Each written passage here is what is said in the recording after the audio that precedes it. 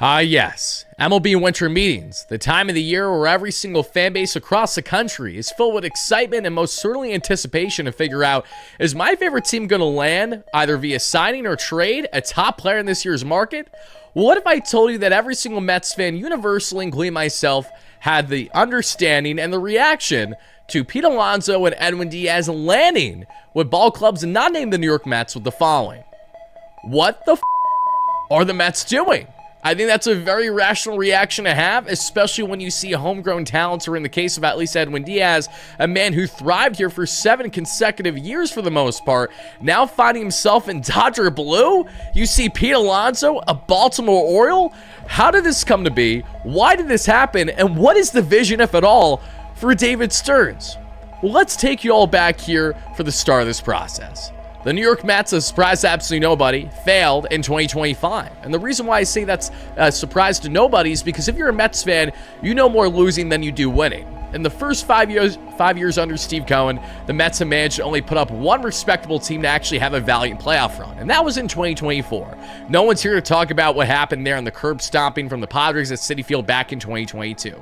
So if you take out the 2024 Mets, the Mets, of course, have 1 out of 5 first years under Steve Cohen as owner where they had a valiant run that fans would be happy about, have been happy about. Outside of that, there's nothing to show. And in doing so, this has caused a great failure for the organization and has completely changed to a degree some of the philosophies that they've had in moving forward. Now that David Stearns is entering year 3 as president of the organization, he is viewed by many fans currently, at the time of this video first dropping in mid-December, as enemy number 1, understandably so, taking the heat after not even bringing back Edwin Diaz because of your failed inconsistencies as an organization. Edwin is on record stating that I chose the Dodgers because the Dodgers are the best chance to win. Didn't just have to do with the dollars. And the Mets did not blow Diaz out of the water with a contract far greater than the Dodgers. They may have had intent to do so. Reports did state the following, that yes, the Mets actually have more wiggle room to spend, but Diaz decided not to circle back to them. So what does that tell you about the organization's status and how they're trying to bring in players and how they're trying to keep top players? But it's one thing for a Mets fan to stomach the loss of Edwin Diaz, which really blindsided a lot of us. We knew the Dodgers were interested, but we did not think that they were really going to swoop in and make that happen. At least I didn't, and shame on me for thinking otherwise. But Pete Alonso is a man that David Stearns and Steve Cohen have collectively agreed for over a calendar year he is not a guy as part of their long-term vision. That's why they had their foot down on 3 years of a contract a year ago, and that's why Alonso, in what was a very frustrating process under Scott Boras, had every single suitor come off the board that could have potentially found themselves landing him to ultimately fall back in the Mets' lap in the end on that multi-year contract that we saw going back to this past January or February that he could opt out of after the first season. Alonso, as surprised to nobody as well, did exactly that, but the difference from a year ago to now was telling. Alonso, not having the qualifying offer attached, allowed him to speak to whoever he wanted to without there being any type of draft compensation restriction, meaning that if a team were to sign Alonso a year ago, they would have had to give up draft picks, and compensation to the Mets as part of the process. That really hurt his market, and that's where David Stearns and Cohen were confident that they would get him back at the dollars and the years that they were looking for. But as we now enter the 2025 offseason, getting into 2026, not only did Alonso have some suitors, but some is better than none. And it didn't matter that he had a robust market or not. As long as there were other teams outside the Mets that had a greater interest in Alonso, he was always going to be out of here. So after you see the Baltimore Orioles reportedly match the offer of Kyle Schwarber at 5 years, $150 million before he returned to the Phillies, one did have to believe and wonder, and I stated this on my platform on WardyMLB, that this is a man that very well could be pivoted now, going from Schwarber to Alonso. There's similar profiles of the 2 biggest bats in the market. So if the Orioles are really adamant on bringing in a true slugger, why are they just going to allocate those dollars to Alonso? And lo and behold, that's exactly what they did. 5 years, $155 million of pride. Pete Alonso, the polar bear outside of Flushing, Queens, now entering Baltimore to be an Oriole. So how did this come to be? And ultimately, was this the right move by David Stearns and the Mets? Well, you could most certainly say at the point of us talking right now it was the wrong move, because while Alonso has a lack of defensive value, there's so much that he brought that was integral to the organization, both on and off the field, to the thousands of Mets fans from the time he made his debut there in 2019. I was in attendance for the first ever home run he hit at Citi Field, as a matter of fact, there in 2019. And little did I know then that fast forward 7 years later, he would become the franchise reigning home run king of the organization. A hard but unbelievably impressive thing to do that he did in a small sample, as well as doing it in the final year that he would actually ever be, more than likely, a New York Met. So why did David Stearns and Steve Cohen have this stubborn philosophy that Pete Alonso was never part of their future? Diaz caught them off guard because they really felt that they were going to bring him back. It wasn't for a lack of effort. But they never even put in a formal offer for Pete Alonso. So why would David Stearns and Steve Cohen go down this route? Well, for right or wrong reason, the Mets are building themselves the Stearns way. Let's not forget, many reports came out going back to the start of Steve Cohen becoming owner of the New York Mets in December of 2020 or so, that he was seeking David Stearns to be their president right away. Couldn't happen because the first 2 years, the Brewers said, no, thank you. You're not allowed to interview him while he's under contract. David, like Cohen, grew up in New York, in Manhattan, that we saw for the most part, and grew up a diehard Mets fan. So there was a lot of internal ties to warrant that this would be the dream job for Stearns. And fast forward 2.5 years later, after going through the trials and tribulations of the Jared Porter fiasco, he brought in Francisco Lindor and was out of here before you could even say his full name. Zach Scott, the acting GM, was here, one and done, and then had a little hiccup happen with the driving, and you guys know the story there. Billy Epler, while Mets fans didn't hate him, we liked him, was then suspended for a year by Major League Baseball for supposedly taking advantage of course, having guys on the Phantom IL after David Stearns was officially anointed president of the organization. So it took 2.5 years or so for David Stearns to finally be Steve Cohen's guy when he wanted him to be from the start.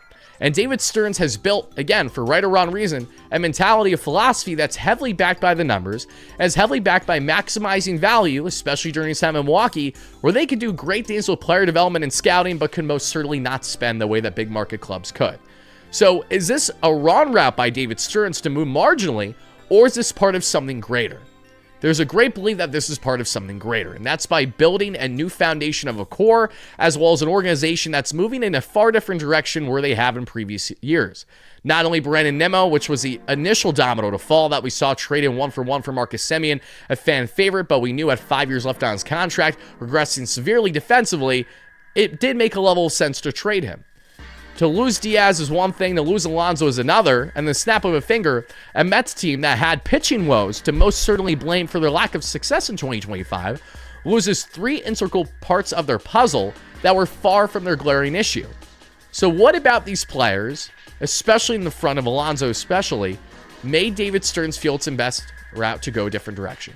And that's because David Stearns is heavy on run prevention. We know he's not only heavy on run prevention, we know that he's adamant on trying to find a perfect blend of a balance between base running, offense, and defense. The Mets had a top 5 universal offense in baseball this past year, but anyone that actually knows and watched them every single game, like myself and like many of you guys watching, knows very well that they could not hit a lick when it came to being in the clutch down the stretch all season long, nor could they hit consistently at all with runners in scoring position until they got into the month of August onward. Was already too late for a pitching rotation that set them back 13 games below 500 at minimum from June 10th or so onward for the remainder of the year. So Stearns now has his chance, for the first time ever as president, to have his hands on everything.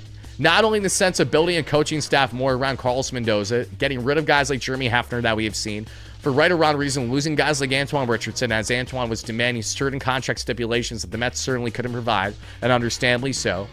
Not only did he build the coaching staff entirely now in Stearns, but now he's trying to build the roster in the ways that he has me for, and that's through the youth movement and a great farm the Mets have developed, but also in getting creative in how they're going to be going about their on-field product. And as we have seen, the Mets have already signed a player at the time of this video dropping in Jorge Polanco, was a massive playoff performer, was unbelievably clutch, batted 300 plus with runners in scoring position, had over 900 OPS, batted 400 that we saw there, and late and close runner in scoring position situations, and over 1,000 OPS.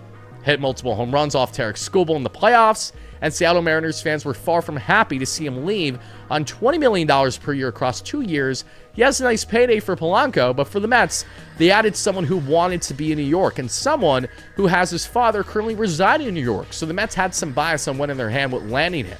Polanco's expected to get time both at DH, where he played 74% of the time this past year for the Mariners, and also first base, where he has little to no experience. Now, if Polanco has any significant play at first base next season at first, it goes completely against the David Stern's philosophy, which is being adamant about your defensive configuration. When Alonso was statistically the worst defensively valued first baseman in baseball per DRS, as well as Baseball Savant in the second percentile and outs above average, how's Polanco an upgrade? Well, Polanco was a very nice switch hitter from both sides, batted over 300 against both righties and lefties this past season, but he's also coming off of the best season that he's had since 2021. That is where we find ourselves having an issue. And this is where there's the great concern, because as good as David Stearns has been as a president during his time in Milwaukee, and to a certain degree with the Mets, even though you could say that he failed miserably in 2025, all accounts by how he built the rotation or lack thereof, wasn't proactive on making in-season decisions. What is true is that the Mets are, for right or wrong reason, and it feels rather bizarre, are rolling the dice on multiple players, and may continue to do this offseason, where it's a recipe for failure. And what I mean by that is, you bring in Jorge Polanco. Depending on what you're doing for your rotation and outfield configuration, there's a solid chance that you may continue to bring in players, including the bullpen as well, of guys that are either coming out of breakout years or guys that are coming off of down years that you can maximize their value on. That, in theory, is not a bad thing. But when you build the majority of your roster for the glaring holes that they have in that specific regard, you're a fool if you find yourself thinking that that's going to be a recipe for success. You need consistent track record, especially ones who have never handled a big market before. Something that David Stearns is trying to spearhead to the best of his ability, but can't control the fact that there are players that have never played in New York and never have handled a fan base that can be as toxic as us Mets fans can be. A media market that can be so overwhelming in the spotlight constantly in ways that you would never be in the spotlight to the same degree, say in Seattle if you're Jorge Polanco, or depending on what the Mets may do again for the rotation if they get someone from a small market. So the point stands. You can understand working by the numbers and building a team that's supposed to be more fundamentally sound, because the Mets were terrible with their fundamentals this past year. They were horrendous defensively. It costed them multiple games, and it cost them a lot of tight games where the Mets lost more one-run games than it felt like any other major league team in baseball in 2025. So you understand the thought process as to, okay, we're breaking things up, but there's rightful reason because there is a vision. But without clarity of that vision at the time this video dropping, you cannot, again, fault any Mets fan for having the quick reaction again, what the F are we doing here? Because Pete Alonso was a part of a Mets organization for 7 years with only one true valiant playoff run. The other year that wasn't a valiant playoff run was still over 100 wins. What did those two seasons have in common in 2022 and 2024? Those were the only seasons in Pete Alonso's entire Mets tenure where he had competent pitching for the majority of the season. Outside of that, every other year, the Mets had major lapses in their rotation due to injury, including guys like Jacob deGrom and relying on him too much, or major lapses in their bullpen if we look at Edwin Diaz far from adjusting in his first year as a New York Met in 2019, where he was blowing things left, right, and center. So Alonso was far from the problem on the offensive end. You could say he has a lack of defensive value, but the offense would always and will continue always outweigh it. Edwin Diaz was fed up with an organization that had little to provide on the consistency front. And we have seen with already not only Diaz falling, but Tyler Rogers, who the Mets did in fact want back, put a valiant effort in, but were not able to land him in the end. Why? Because he got a contract that would be silly to say no to, specifically from the Toronto Blue Jays. And here's what lies the great issue. David Stearns simply cannot rationally operate at all this offseason in the free agent market as someone who's going to be offering similar like-minded contracts from other top contending teams. Because whether it's Kyle Tucker, who the Mets are believed to still be in the market of, a Cody Bellinger, or top players via the trade market that we have seen at this point, most recent reports have included guys like Mason Miller, Nick Pivetta, and the stud relievers there elsewhere from the San Diego Padres. All these things are good, but if you do not give up what it ultimately is to take to land these said players, you're not going to move any more than marginally, which is what Stearns is currently operating as. Again, at the time of this video dropping. Tyler Rogers needed to be blowed out the door from the Mets to, in fact, return to them. Why?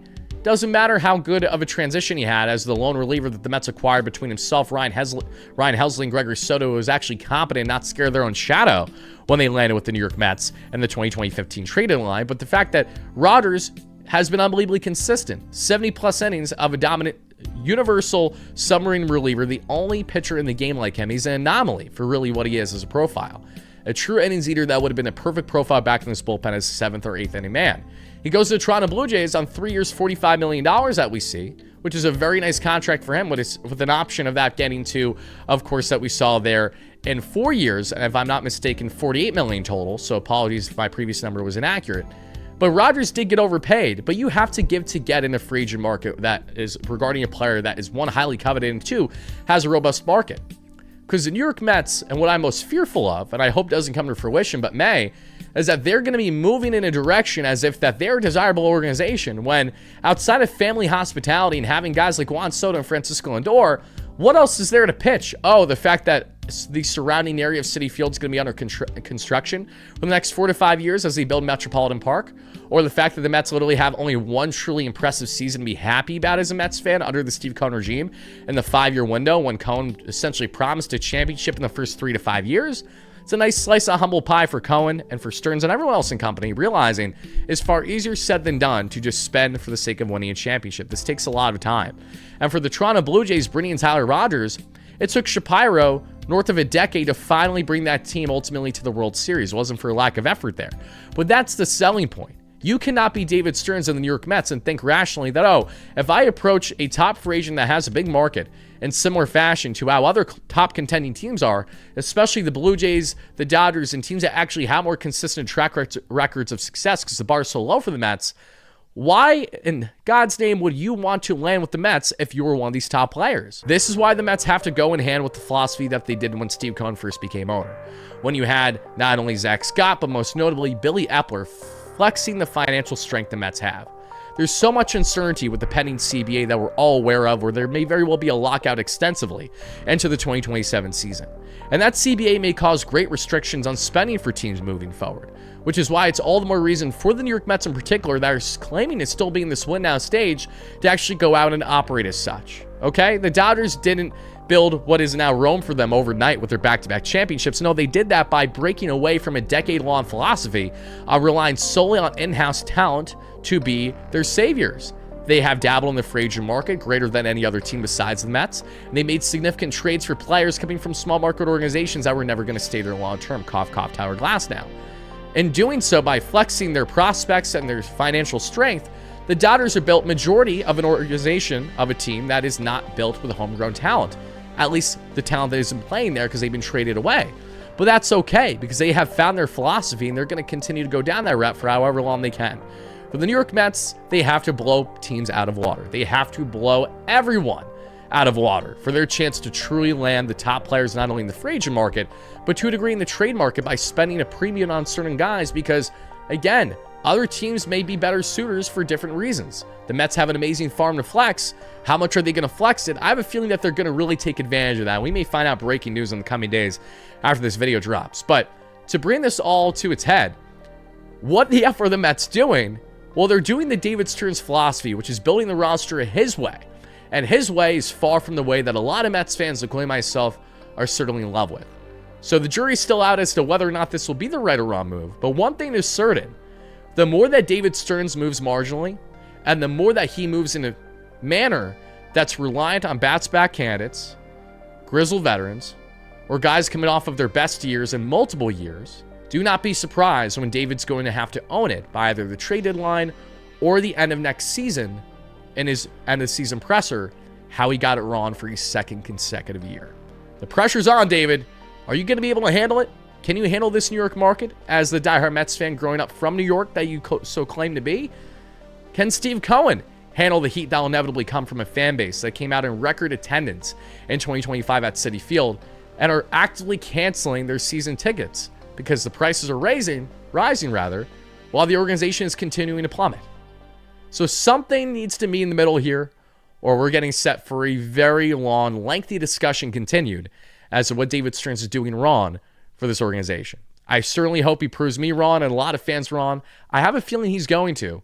But given that uncertainty, once more, you cannot fault any Mets fan for saying the following: what the F are we doing? Thank you guys for watching. This was WardyMLB presented by Stark Raving Sports. We'll see you guys real soon. Peace out.